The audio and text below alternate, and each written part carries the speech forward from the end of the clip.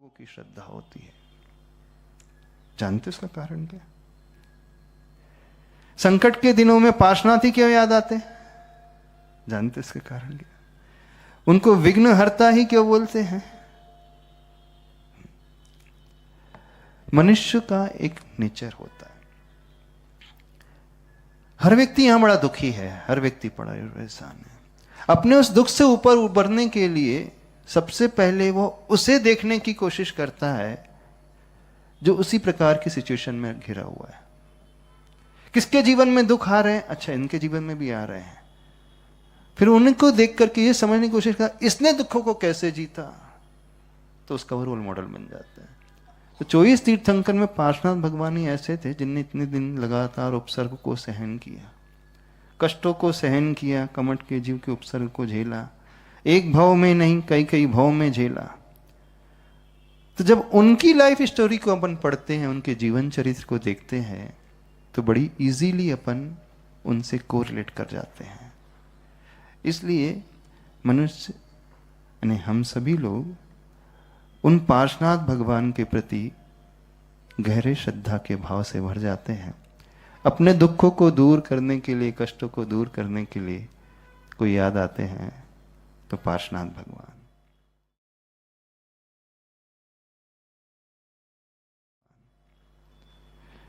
आज एक बहुत अच्छी चीज आपको बताते हैं।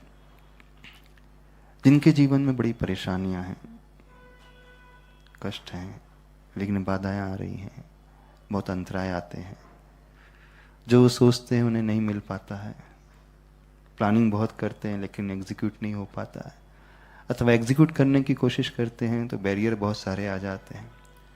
बहुत सारे लोग उपसर करने वाले आ जाते हैं, बहुत सारे लोग लेग पुलिंग करने वाले, टांग खींचने वाले हो जाते हैं, धक्का देने वाले आ जाते हैं। देखा होगा ना आप लोगों ने। तो जब ऐसी स्थिति आपकी है और उससे आप ऊपर उठना चाहते हैं, उसे जीतना चाहते हैं, तो बड़ा इफेक्टिव तरीका बताते हैं।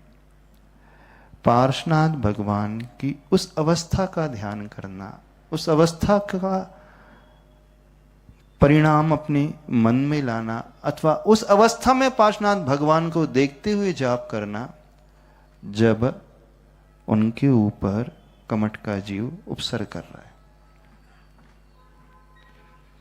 समोसरण वाले पार्श्वनाथ भगवान का नहीं। कौन से पार्श्वनाथ भगवान का?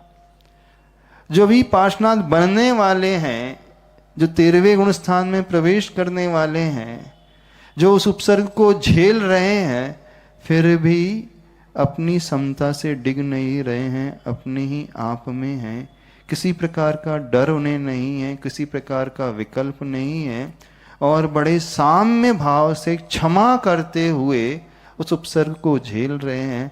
उस कमट के प्रति कोई दुर्भाव नहीं, कोई प्रतिकार का भाव नहीं। तो इस अवस्था वाले पार्श्वनाथ को याद करते हुए जाप दोगे तो बहुत इजीली उस फ्रीक्वेंसी को मैच कर पाओगे।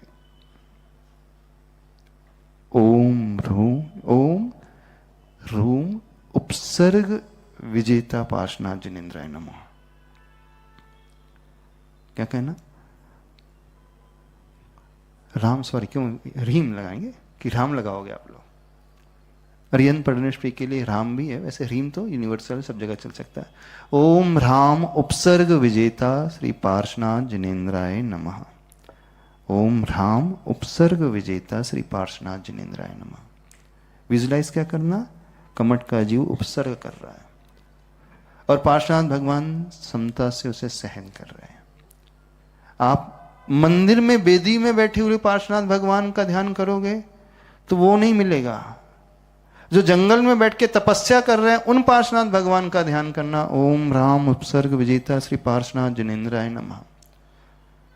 अब आपको वैभव चाहिए, सुनो ध्यान से, लग्जरी चाहिए, आपको श्री चाहिए, लक्ष्मी चाहिए, तो कौन से पार्श्वनाथ भगवान का ध्यान करना?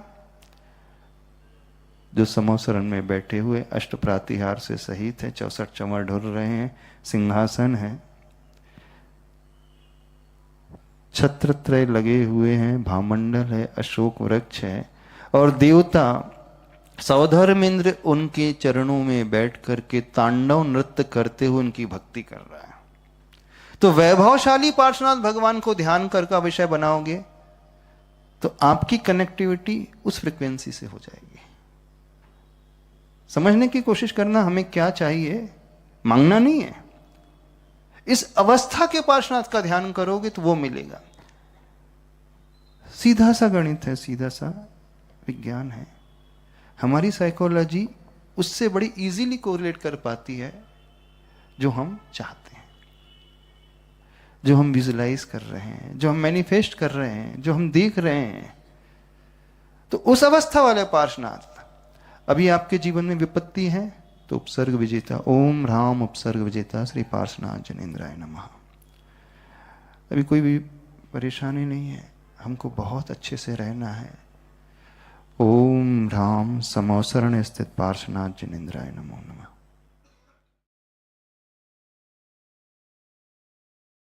विवेक जैन मुंबई से पूछ रहे हैं, नमोस्तु गुरुवर, आज जीवन में पैसा बहुत आवश्यक है, लेकिन धीरे धीरे ऐसा लगता है कि हमारी ज़रूरतें इच्छाओं में और इच्छाएं लालच में बदलती जा रही हैं। जितना मिलता है उतना ही और पाने की इच्छा होती है। गुरुवर, धन कमाते हुए हम कैसे पहचानें कि हमारी आवश्यकता कहाँ समाप्त होती है और संग्रह की प्रवृत्ति कहाँ से शुरू हो जाती है? सबसे पहले जो व्यक्ति इस प्रकार का सोच रहा है और ये ऊपर उठना चाहता है तो वो एक कार्य कर दे, कंपैरिजन करना बंद कर दे। क्योंकि नीड से परेशानी किसी को नहीं है, परेशानी ग्रीड से है, वांट से है। और वो वांट्स तब पैदा होती है जब वो अपनी नेसेसिटी को छोड़ कर के, अपनी रिक्वायरमेंट को छोड़ कर के अड़ोस पड़ोस से तुलना करना प्रारंभ कर देता है, दूसरों को देखना प्रारंभ कर देता है। तो सबसे बड़ा काम है आप कंपेयर करना बंद कर दो। दूसरों को देख कर के वस्तु को पाने की कोशिश करना बंद कर दो। देखना है तो अपने आप को देखो, अपनी कैपेबिलिटी को देखो, अपने रिसोर्सेस को देखो, और उससे कंपेयर करके आगे बढ़ोगे तो बहुत हेल्दी कंपैरिजन मानी जाएगी और आप फिर उस टेंशन से, स्ट्रेस से भी ऊपर उठ पाओगे,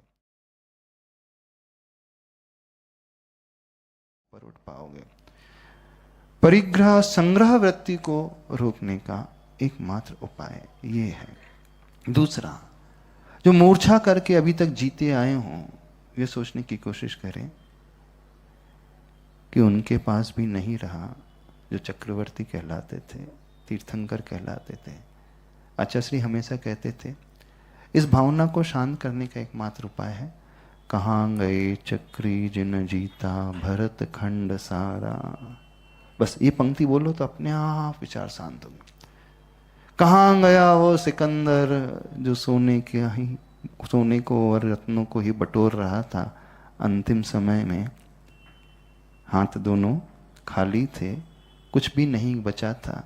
तो उन लोगों को देखने की कोशिश करो जिन्होंने जिंदगी भर भागते भागते समय व्यतीत कर दिया और अंत में पछतावा ही हाथ लगे जब वो अपने उस तृष्णा को पूर्ण नहीं कर पाए। तो आप कौन सी खेत की मूली हो? क्योंकि तृष्णा रूपी नागिन बिल्कुल जब डसती है वो ऐसा ही होता चला जाता है। तृष्णा की खाई खूब भरी पर रिक्त रही वह रिक्त रही। इसका चिंतन करोगे तो आसानी से आप उस तृष्णा से, उस लोभ की वृत्ति से अपने आप को बचा सकते हो। जिंदगी में आनंद जोड़ने से नहीं आता है, जो हमारे पास है उसे सही तरीके से उपयोग में लाने से आता है, वहीं सेटिस्फेक्शन मिलता है।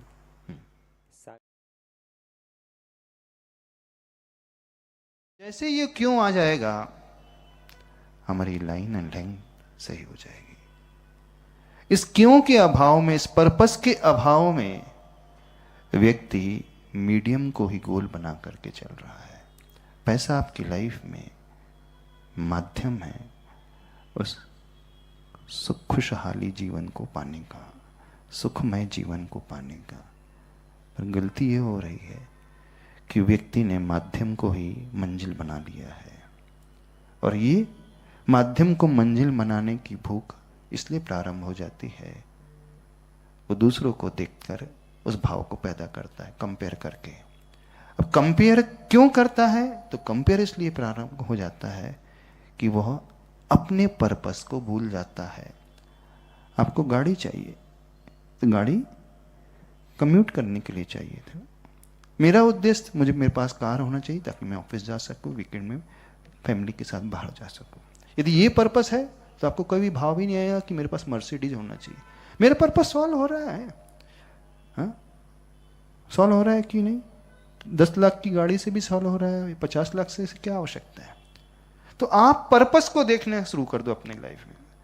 जॉब करने का पर्पस क्या है? खाने का पर्पस क्या है? कपड़ों को पहनने का, खरीदने का पर्पस क्या है?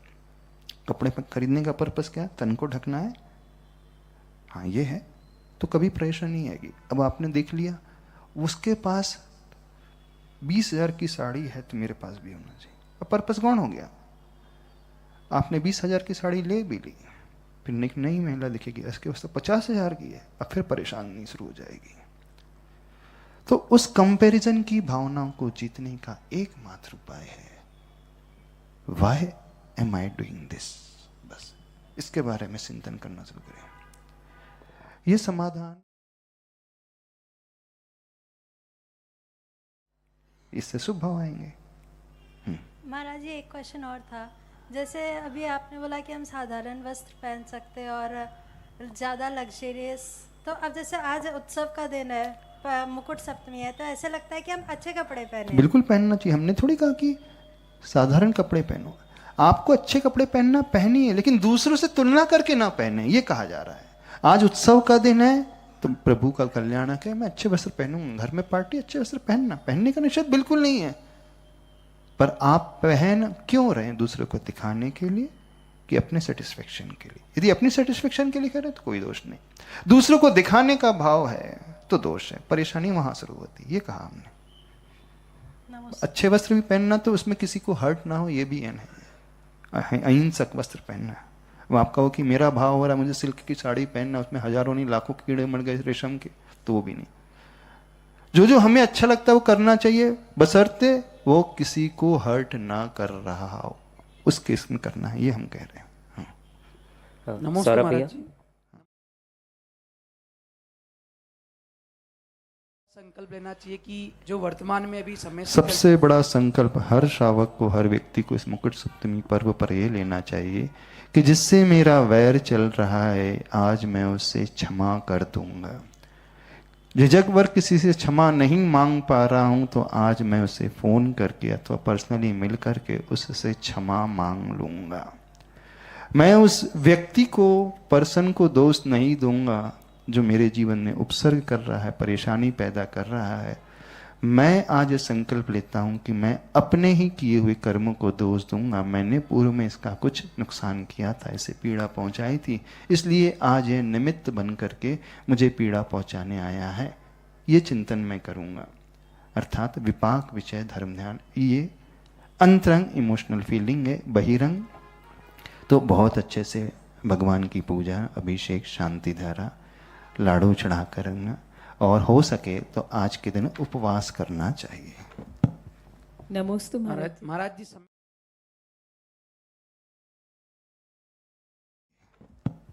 नमोस्तु महाराज। महाराज जी समय शिखर जी के संदर्भ में मेरी एक जिज्ञासा है कि वर्तमान में जो वहाँ स्थिति बन रही, कुछ धार्मिक तत्व क्षेत्र की मर्यादा और पवित्रता को क्षति पहुंचा रहे हैं, उसके लिए हम सभी इस श्रावकों समय को क्या करना सामूहिक चाहिए? रूप से संगठित होकर के इस प्रकार का आप कार्य कीजिए, शांतिपूर्वक विरोध प्रदर्शन कीजिए।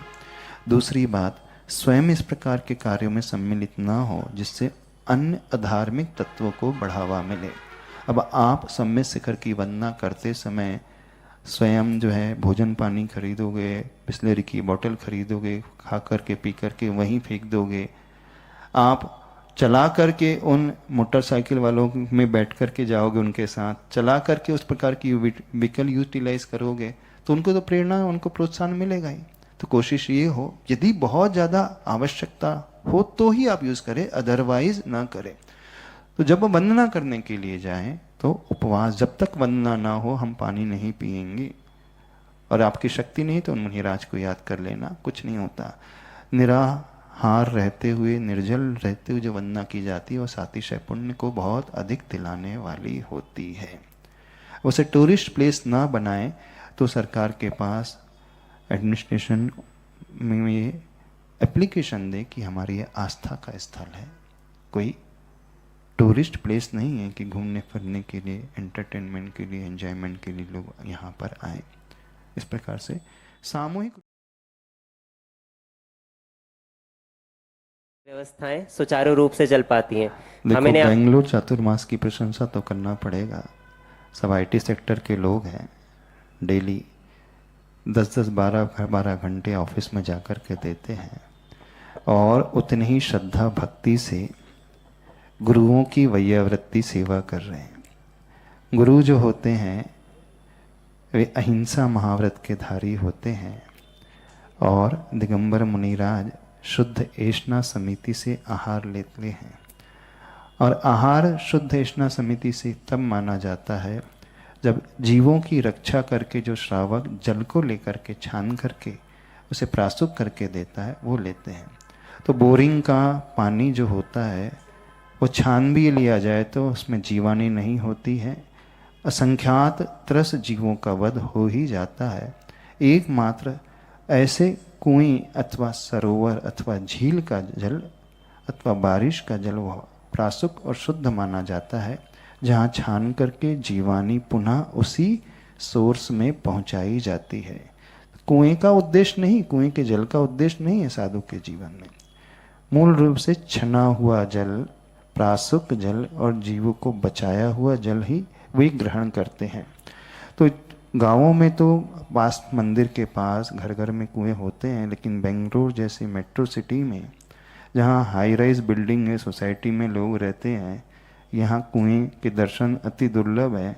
तो यहाँ की जल व्यवस्था टीम ने एक बहुत बड़ी जिम्मेदारी ली है कि वे उन मुनिराज की वैयावृत्ति के लिए और अपने अतिथि संविभाग व्रत के पालन के लिए और सातिशय पुण्य कर्म कमाने के लिए डेली 30 किलोमीटर जाते हैं अथवा 2-3 दिन के गैप से, और कुएं से पानी भर करके स्वयं अपने हाथों से खींच करके शुद्ध वस्त्र पहन करके छान करके जीवानी डाल करके उन पानी को जल को लेकर के आते हैं।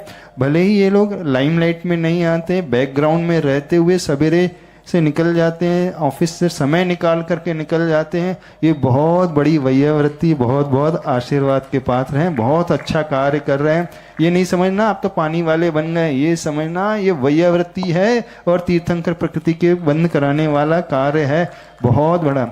ये समर्पण की पराकाष्ठा कहलाती है। जो अन्य शहर में लेने वाले लोग हैं, समाज के बच्चे युवा देखें, बेंगलोर जैसे महानगर में लोग 30 किलोमीटर जाते हैं, सिर्फ जल के लिए नहीं जाते हैं, दूध के लिए भी प्रतिदिन सवेरे 4 बजे निकल जाते हैं। और हम लोग कर्नाटक में चतुर्मास कर रहे हैं और वो दूध है तमिलनाडु से लेकर के आते हैं, होसूर में जाकर के लेके आते हैं 40 किलोमीटर दूर, वहाँ से ही बॉर्डर लग जाती है, उस गौशाला से शुद्ध दूध लेकर के आते हैं और प्रासुक करके व्यवस्थित तरीके से वहीं से प्रासुक करके लेकर के आते हैं और सारे के सारे अतिथि संविभाग व्रत का पालन कर रहे हैं। तो बहुत काबिल तारीफ है जल व्यवस्था और दूध व्यवस्था की टीम जो जी जान लगा करके अपने उस कार्य को से भी छुट्टी लेकर के, जो कंपलसरी है आपको ऑफिस का, आप कैसे मैनेज कर रहे हो, तो बहुत बड़ा प्रयास है। बहुत बहुत आशीर्वाद आप सब। एक हफ्ते में 5000 लीटर जल लेकर के आते हैं। और सिर्फ चौके में नहीं, जो शुद्ध भोजन करते हैं प्रतिमाधारी वाले, उन श्रावकों के लिए भी भोजन जल प्रोवाइड करा रहे हैं। तो ये अपने आप इनका पुण्य इस प्रकार का हो जाएगा। साधना मुनि महाराज करेंगे, वे श्रावक करेंगे, एलक छुल्लक करेंगे, प्रतिमाधारी श्रावक करेंगे, पर छठवां हिस्सा उनके खाते में अपने आप होता आता चला जाएगा। ये कहलाता है धर्म का अनुपालन करना। परेशान हो, देखो एक बहुत अच्छी बात आती है, जब जीवन में संकट आ जाते हैं तो संकट के समय क्या करना चाहिए। अमांतुम स्वामी जी ने भक्तामृत स्तोत्र रचा, आदिनाथ भगवान की भक्ति की। कुमुदचंद्र स्वामी जी ने कल्याण मंदिर स्तोत्र रचा, स्वयंभू स्तोत्र की रचना समंत भद्र स्वामी जी ने की संकट के समय। तो संकट निवारण करने के लिए भक्ति करना और संकट में भक्ति करना, कार्य एक ही हो रहा है लेकिन पर्पस दोनों में बहुत अंतर लिए हुए। तो जो भक्ति की जा रही है संकट में अपने मन को मजबूत बनाने के लिए, सहनशीलता बढ़ाने के लिए की जा रही है। ऐसे ही आप आर्थिक रूप से परेशान हैं, दुकान नहीं चल रही है, घर में कोई बीमार है, तो हे प्रभु मेरा मन बहुत उथल पुथल हो रहा है, शांति नहीं है, मैं बहुत टेंशन में हूँ, तो मैं अपने उस टेंशन को दूर करना चाहता हूँ। उस मानसिक शांति के लिए आपकी शांति धारा कर रहा हूँ, मैं आपकी भक्ति कर रहा हूँ, मैं आपकी जाप कर रहा हूँ, तो इसमें कोई दोष नहीं।